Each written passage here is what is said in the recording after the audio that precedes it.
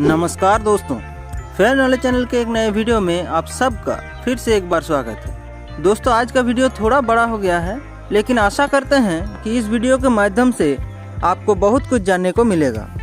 दोस्तों एक सबस्टेशन का काम सिर्फ कंज्यूमर को पावर सप्लाई करना ही नहीं होता है। सबस्टेशन में कितना पावर आ रहा है, कितना पावर डिस्ट्रीब्यूट हो रहा है, वोल्टेज कितनी है, करंट कितनी फ्लो कर रही है, पीक लोड कब और कितनी होती है, इन सारे चीज़ों का एक्यूरेट मेजरमेंट भी एक सबस्टेशन में किया जाता है। तो दोस्तों सबस्टेशन में जो पावर आती है उसका वोल्टेज और करंट दोनों ही बहुत हाई होती है।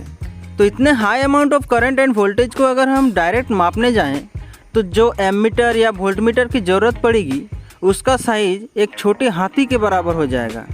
तो दोस्तों ये बात एकदम ही अनइकोनॉमिकल हो जाएगा। इसलिए दोस्तों हमें चाहिए एक ऐसा इंस्ट्रूमेंट जो इस हाई करंट और वोल्टेज को आसानी से नाप भी सके और वो इकोनॉमिकल भी हो।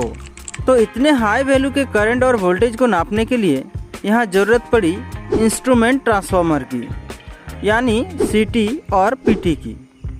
सीटी का फुल फॉर्म है करंट ट्रांसफार्मर और पीटी का फुल फॉर्म है पोटेंशियल ट्रांसफार्मर। तो सबसे पहले बात कर लेते हैं दोस्तों सीटी यानी करंट ट्रांसफार्मर की। दोस्तों आप सभी जानते हैं कि ट्रांसफार्मर के इनपुट और आउटपुट पावर सेम ही रहती है। इसलिए अगर सेकेंडरी में वोल्टेज बढ़ती है यानी स्टेप अप होती है तो उसी प्रोपोर्शन में करंट घटती है, और अगर वोल्टेज घटती है यानी स्टेप डाउन होती है तो करंट बढ़ती है। इसी प्रिंसिपल को यूज़ करके सीटी और पीटी बनाई जाती है। दोस्तों सीटी लाइन के साथ सीरीज में लगी होती है और पीटी पैरेलल में। इस सवाल को दोस्तों लगभग हर इंटरव्यू में पूछा जाता है, इसलिए थोड़ा इसको ध्यान में रखिएगा।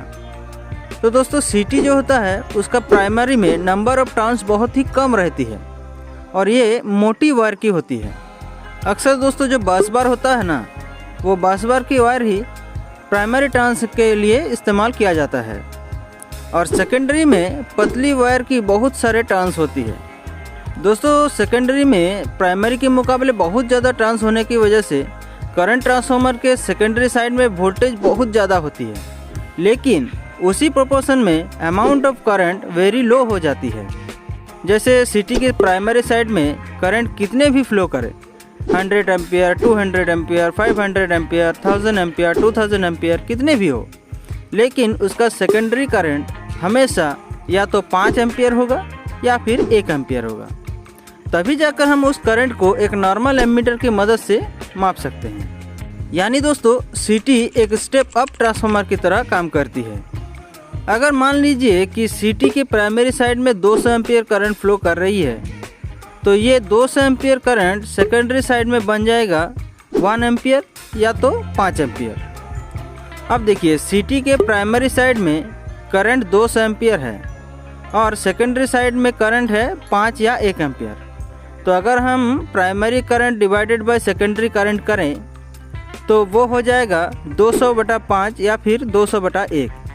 तो ये जो दोस्तों सेकेंडरी करंट बटा प्राइमरी करंट है यानी 200/5 या 200/1 है, इसी को कहा जाता है सीटी रेशियो। तो इसी सीटी रेशियो को देखकर हम बता सकते हैं कि प्राइमरी में अगर 200 एम्पियर करंट फ्लो होगी तो सेकेंडरी में वो 5 एम्पियर या 1 एम्पियर दिखाएगा। तो वो डिपेंड करता है दोस्तों कि सीटी रेशियो 200/5 है या 200/1 है। तो यहाँ एक ज़रूरी बात बता दूँ दोस्तों कि सीटी के आउटपुट करंट 5 होगा या 1 होगा, मतलब सीटी रेशियो 200/5 होगा या 200/1 होगा, वो कैसे डिसाइड किया जाता है। दोस्तों एक जगह पर सीटी इंस्टॉल होती है और वहाँ से वायर ले जाकर एमीटर कनेक्ट होती है। तो दोस्तों जहाँ पर सीटी इंस्टॉल होती है वहाँ से एमीटर की दूरी अगर 10 मीटर से कम हुआ तो आउटपुट करंट हम लोग 5 रखेंगे, यानी उस समय सीटी रेशियो हो जाएगा 200/5। और अगर सीटी से एमीटर की दूरी 10 मीटर से ज़्यादा हुआ तो उस समय सीटी रेशियो हो जाएगा 200/1। जैसे यहाँ पर देखिए, यहाँ पर जो सीटी इंस्टॉल है वो है स्विच यार्ड में और जो एमीटर है वो लगा हुआ है कंट्रोल पैनल में। तो स्विच यार्ड से कंट्रोल पैनल की दूरी लगभग 100 मीटर से भी ज़्यादा है, इसलिए यहाँ पर 200/5 की जगह पर 200/1 सीटी रेशियो रखा गया है। अब इस इमेज को थोड़ा ध्यान से देखिए दोस्तों, ये एक 33 kV सीटी है। यहाँ पर देखिए 400/200/1 लिखा गया है। इसका मतलब है कि इस सिटी से 2 रेंज के करंट मेज़र कर सकते हैं। अगर हम सिटी को 400/1 पर सेट करें तो इस सिटी से मैक्सिमम 400 एम्पियर करंट मेज़र कर सकते हैं, और अगर 200/1 पर सेट करें तो इस सिटी से मैक्सिमम 200 एम्पियर करंट मेज़र कर सकते हैं। तो अगर दोस्तों मैक्सिमम लोड करंट 200 एम्पियर के अंदर हुआ तो हम लोग 200/1 सिटी रेशियो सेट करेंगे, और अगर मैक्सिमम करंट 200 से ज़्यादा हुआ तो इसको 400/1 पर सेट करना पड़ेगा। नहीं तो दोस्तों लोड करंट जैसे ही 200 एम्पियर क्रॉस करेगा ये सर्किट ब्रेकर को ओवर करंट से ट्रिप कर देगा। इसलिए दोस्तों सिटी रेशियो को सेट करना बहुत ही ज़रूरी होता है। अब इस इमेज को देखिए दोस्तों, यहाँ पर जो एमीटर है इसका रीडिंग देखिए 400 और 200 लिखा हुआ है। मतलब अगर 400 एम्पियर मेज़र करना है तो ऊपर वाला स्केल के हिसाब से हमको काउंट करना होगा, और अगर 200 एम्पियर करंट को मेज़र करना है तो नीचे वाले स्केल के हिसाब से हमको मेज़र करना होगा। पर दोस्तों आइडियली ये मीटर 1 एम्पियर करंट मेज़र कर सकती है, उससे ज़्यादा नहीं। लेकिन यहाँ पर देखिए ये 400 और 200 लिखा गया है। इसका मतलब ये हुआ दोस्तों कि इस एमीटर की मदद से हम 200 एम्पियर या 400 एम्पियर करंट मेज़र कर सकते हैं। तो इसको कहते हैं दोस्तों कैलिब्रेशन। दोस्तों एक्चुअली जहाँ पर 400 और 200 लिखा हुआ है वहाँ पर 1 लिखा होना चाहिए था, और इसके आधे पर 0.5 इस तरह से चलता जाता। यानी जब इनकमिंग करंट 200 एम्पियर होता तो इस मीटर पर 1 एम्पियर शो होता, और अगर इनकमिंग करंट 100 एम्पियर यानी 200 का आधा होता तो इस मीटर पर 1 का आधा यानी 0.5 शो होता। इस तरह से नीचे भी चलता जाता है। लेकिन इसमें दिक्कत ये होता दोस्तों कि आपको बार बार कैलकुलेशन करना पड़ता कि इनकमिंग करंट कितनी है।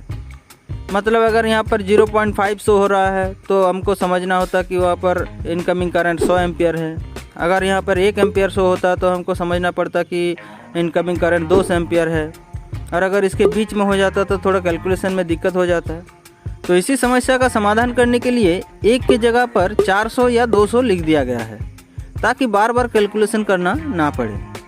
जब सिटी रेशियो 400/1 होगा तो 400 का स्केल से हम लोग करंट को मेज़र कर सकते हैं, और सिटी रेशियो अगर 200/1 होगा तो हम लोग 200 का स्केल इस्तेमाल करके हम इनकमिंग करंट को मेज़र कर लेंगे। अब इतना कुछ जब पता चल ही गया तो थोड़ा पीटी के बारे में भी जान लेते हैं। दोस्तों सिटी जैसे हाई करंट मेज़र करने में मदद करती है, ठीक इसी तरह से हाई वोल्टेज का मेज़रमेंट करने के लिए पीटी की मदद ली जाती है। यहाँ पर दोस्तों एक बात ज़रूर आप ध्यान दिए होंगे कि सिटी या पीटी खुद करंट या वोल्टेज को मेज़र नहीं करती, वो सिर्फ वोल्टेज को या फिर करंट को स्टेप डाउन कर देती है, और हम लोग एमीटर या वोल्ट मीटर की मदद से ही उसको मेज़र कर पाते हैं। इसलिए हमने कहा कि सिटी के या पीटी की मदद से हम लोग मेज़रमेंट में मदद लेते हैं। तो पीटी को हमेशा लाइन के साथ पैरेलल में लगाया जाता है। इसके प्राइमरी में टर्न संख्या बहुत ज़्यादा होती है और सेकेंडरी में बहुत कम। इसलिए पीटी के सेकेंडरी में वोल्टेज बहुत कम हो जाती है। यानी दोस्तों पीटी एक स्टेप डाउन ट्रांसफार्मर की तरह काम करती है। दोस्तों सिटी में जैसे आउटपुट करंट 5 या 1 हो सकती है, लेकिन पीटी का आउटपुट वोल्टेज हमेशा 110 वोल्ट होता है। यानी पीटी के प्राइमरी में कितने भी हाई वोल्टेज आए, 11 के भी हो, 33 के भी हो या फिर 220 के भी हो, कितने भी हो, लेकिन उसके सेकेंडरी से हमेशा 110 वोल्ट ही निकलता है। तो इस लो अमाउंट ऑफ वोल्टेज को हम एक नॉर्मल वोल्ट मीटर की मदद से आराम से नाप सकते हैं। यह है दोस्तों वोल्ट मीटर, जिससे हम लोग वोल्टेज को मेज़र करते हैं। तो इस मीटर को भी देखिए दोस्तों, इसका भी कैलिब्रेशन किया गया है ताकि इनकमिंग वोल्टेज को हम आराम से मेज़र कर सकें। तो दोस्तों आशा करते हैं कि आज की वीडियो से आपको काफ़ी कुछ जानकारी मिली होगी। अगर वीडियो पसंद आया तो इस वीडियो को लाइक करके फेयर नॉलेज चैनल को जरूर सब्सक्राइब करें। मिलेंगे दोस्तों नेक्स्ट वीडियो में इसी तरह के किसी इंटरेस्टिंग टॉपिक के साथ। तब तक के लिए गुड बाय।